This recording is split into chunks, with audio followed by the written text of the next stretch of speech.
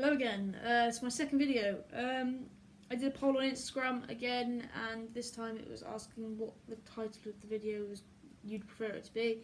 I got about 86% votes for coming out against what is trans. I probably will talk about what is trans in another video in the future, just because I think it needs to be talked about and people need to be more aware about what it is, and obviously people are interested in what it is. But this video is coming out. I'm going to talk a bit about how I came out and how I was accepted, a bit about bullying, a bit about fitting in, and obviously how I came out to my family and how they accepted me. And if anyone else is watching and looking at coming out, use these ideas, use this for a bit of inspiration maybe. I'm not going to make this video too long because I've recorded it a few times now and I've gone on for about 20 minutes, and I just want to try and keep it short because I know watching like a 20-minute long video can be so boring. So excuse me if I go off track a bit or if I start ranting a bit. I'm not really into all this tech stuff, so even if I did cut it down, I'm sure it would look like crap. So I'm just gonna get straight into it. Right. So when I first came out as anything, I came out as gay when I was 15. I had my first girlfriend. I wanted to be able to be public with her. I didn't want to have to keep it in secret anymore. The first people that found out were our friendship group and people around school, which was after about 3 months of being together. They were all pretty cool about it. It kind of spread around the school pretty quickly. I think we were in about year 9 or year 10, so everyone was quite gossipy. And we were like the first like proper publicly gay couple in our year, so I don't think there was any other gay people that were out as gay. I don't know, it was weird. So yeah, when we came out, it spread pretty quickly. I got quite a lot of comments and quite a lot of bullying again after being bullied when I started school anyway. I spoke about that in my last video. So yeah, I came back after the summer. Everyone knew that we were together. I was gay. I had my hair cut short again. I looked really gay, stereotypically gay. So everyone started throwing a few comments at me, calling me a man, calling me a boy, things like that. And I always just sort of took it because, you know, in my head I was like, this is horrible, I hate it. But at the same time, it's a bit like, that's kind of true. I do want to be a guy, I do want to be a boy, things like that. But yeah, coming out as gay was hard enough, so I was a bit scared about coming out as trans. The next person I came out to as gay was my stepmom. I sent her a text whilst I was at school one day, and they were on holiday, so she was on holiday with my dad, sorry. My mum and dad are separated now. I think that is pretty obvious by having a stepmom, but I lived with my mum, so when I told my stepmom, I knew that I wasn't going to have to see them for a while, so if it did go wrong, I didn't have to go and see them. But I knew she was going to be okay about it because she was a pretty relaxed woman. She was pretty open about people's sexualities and genders and blah blah blah. She was a very accepting woman, so she was fine with it. She was like, okay, that's cool, I'll tell your dad. I was like, cool, thank you. He was fine with it. Obviously they both had questions. They wanted to know more about it, but no, they were pretty cool about it. I then got my dad to tell my mum because I didn't know how my mum was going to react. My mum's a very Christian woman, very traditional standards and views, so I was pretty scared. And obviously at the time I lived with my mum. I put it off for a while actually because I was worried about being kicked out and having to live with my dad, and I didn't want to live with my dad because I loved living with my mum. We lived in a nice house in Cleve, which comes a very rural area compared to Cleve, so I didn't want to live there. But no, my dad told my mum. My mum was quite upset because she didn't really understand it. She had a lot of questions. She just wanted to know more, really. It did upset her quite a lot. She did have a few tearful evenings and a few conversations with me, which again ended up with her in tears. But she's quite an emotional woman anyway, so she'll cry at an advert that is a little bit sad, or she'll cry at Christmas because everyone's there together and it's a nice family thing. She cries at anything, so I wasn't surprised that she was going to cry about this. But yeah, she had a lot of questions, and she was always asking me, "Are you sure? Are you sure? Are you sure it's the right thing? Are you sure it's what you want to do?" And I was like, yes, sort of on about it. And she always asked me as well, because I was quite masculine. She always said, "Do you want to be a boy? Because you always wear boys' clothes. Do you want to be a boy? Because we can do something about it." And I was like, "No, Mum, that's disgusting. Don't ask me that. Oh no, of course I don't want to be a boy."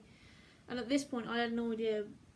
I was confused as hell. I didn't know what transgender was. I was in a really bad place. I was like 15, 16, confused as hell. I just thought I was gay and a bit butch. But I regret saying no, because I could be so far in my transition now. I could be so happy and relaxed, and so frustrating that I didn't just get on with it. Always kick myself for that. Who else did I tell? My brother, I never really told my brother. I think my mum told my brother. He was fine with it. He never really spoke to me about it anyway. We never really talked that much until now. But yeah, I then came out as trans. The first person I came out as trans to was Laura when I was 18. I wasn't long 18, I was about 6 months 18. And she was totally accepting. We weren't together at this point, we were just talking, very, very close, getting to know each other a bit more, I guess. I explained to her, this is how I feel.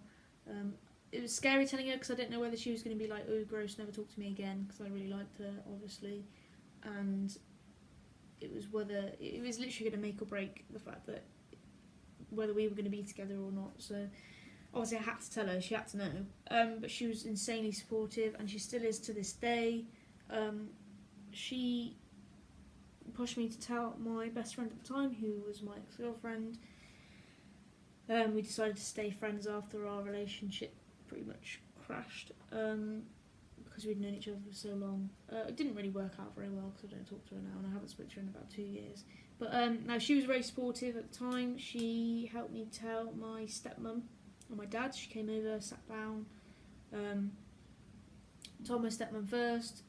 She was okay with it, and then she was like, "Let's tell your dad." So we got dad in the room and tried to tell dad.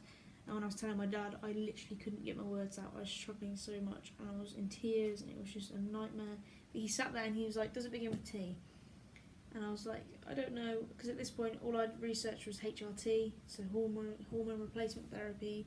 I didn't know whether I was transgender or what. I was a bit confused with the term, so it was difficult. So I was a bit like, "No, I don't know." And then I explained the whole HRT thing to him, and he was like, "Okay, so you're transgender, that's fine, we'll help you." And they did help me. They helped me go to the GP, have my first meeting, explain to them. Then I got referred to a counsellor who I saw in Worcester. I think it was once every 2 weeks, I think. Or was it once a week? I think it was once every 2 weeks. I can't remember, it was so long ago. But yeah, that was good. I had about 15 sessions. It was 12 sessions, it might be 12 sessions for free through the NHS, which was really, really good. If I wanted to carry them on, I could have, but I would have had to pay, and I did not have that sort of money at the time. I don't have it now either. So they were useful, that was really good. But then I, halfway through those meetings, she said, "Okay, I think you need to go to your GP and get referred to a gender clinic. You can choose whichever one you want." I chose Northampton. I'm going off track now. But yeah, I chose Northampton, been on for 2 years, blah blah blah. So yeah, that was my stepmom and my dad. I'm going to try and not go off track. I've realised I'm going off track. My dad then, no I didn't, no, my dad told my grandparents, which is his mum and dad, which was nerve-wracking as hell, because they are very, very traditional people, very traditional standards. I knew that they were going to find it strange or confusing, so I was expecting it really. But to be fair, they reacted a lot better than I was expecting. I was expecting them to not really have any interest or want to talk to me or find me a bit weird or treat me as a bit of an outcast. But they didn't. They've been pretty good. Obviously, they've had their insane amount of questions, and they've given my dad quite a lot of grief for it, constantly asking questions and making sure it is what I want to do. So I do feel for him. They can, by all means, give me the questions rather than him, but for some reason I don't know, I think they find it rude if they were to ask me directly, but I'd rather they gave me the grief than him, because he doesn't deserve it. It's not his fault in a way. But they're okay. They're doing their best. They're calling me Leo and things like that, so it's good. With my mum, obviously because of her reaction when I came out as gay, I was quite nervous about how she was going to react to me coming out as transgender, as well as the fact that she didn't really know what it was. So the best thing I thought I could do was write her a letter. That way, if I sat down in front of her and started explaining to her, I knew she'd get upset and I wouldn't be able to explain it well, and I'd be nervous and it wouldn't come out right. So I thought I'll write a letter. Big A4 sheet. I think I wrote it out about 3 or 4 times until I got the right one. They explained it well enough. But yeah, I got her to read it whilst I wasn't there. I was going to stay at Laura's for the night, so just in case if she did react badly, then I know that I didn't have to go home to it, or I wasn't going to be kicked out or something. I had somewhere to go. Laura lived in Tamworth at the time, so it was quite far away to go, but I could drive, so it was fine. She was okay. She was obviously very upset at the beginning. She had a lot of questions again. I gave her as much information as I could. I got her to watch documentaries on TV and showed her people's YouTube channels, and I found news articles and things like that. So today she's great. She's supportive. She tries her best, and I couldn't be happier.